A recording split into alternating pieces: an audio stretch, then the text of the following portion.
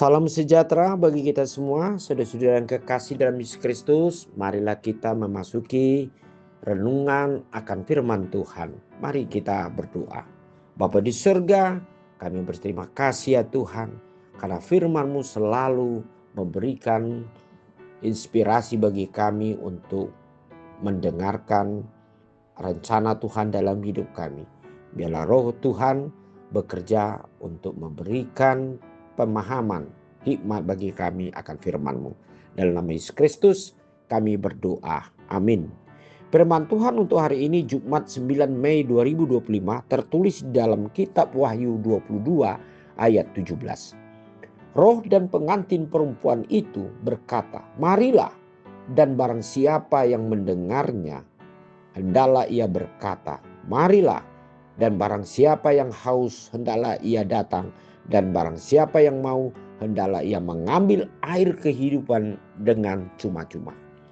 Saudara-saudara yang kekasih di dalam Yesus Kristus, Rasul Yohanes, Rasul daripada Tuhan Yesus yang mendengarkan yaitu suara pewahyuan dari Tuhan ketika ia mengalami satu kehidupan yang penuh dengan pergumulan, di mana Yohanes harus menempati satu tempat pembuangan yang diakibatkan dari kesetiaan Yohanes yang selalu memberitakan akan kebenaran akan Yesus Kristus sebagai juru selamat dan yang telah menyediakan kehidupan yang kekal bagi setiap orang yang percaya.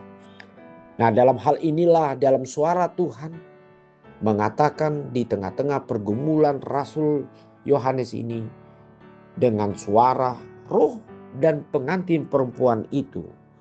Artinya saudara-saudara yang kekasih, di mana Yesus Kristus sebagai Raja Gereja atau sebagai Tuhan yang bertakhta di surga, dan Roh Kudus itu sendiri yang memberikan yaitu suara itu sendiri untuk mengundang Yohanes untuk percaya bahwasan hanya di dalam Yesus Kristus itu sendiri setiap orang percaya akan mengalami suatu kepuasan.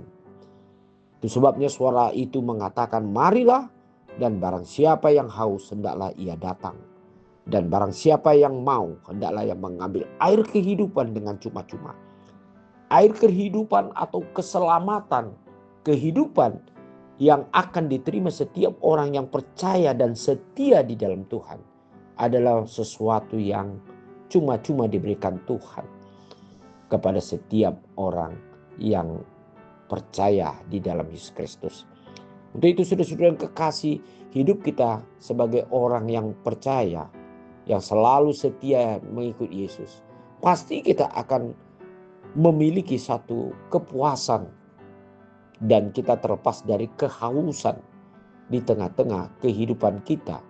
Dalam arti sampai kepada akhir zaman kita telah mengalami yang disebut dengan jaminan kehidupan, karena air kehidupan yang sudah Tuhan nyatakan dalam hidup orang percaya kepada hidup kita akan memberikan kepuasan, keselamatan, dan kesejahteraan yang abadi dalam hidup kita.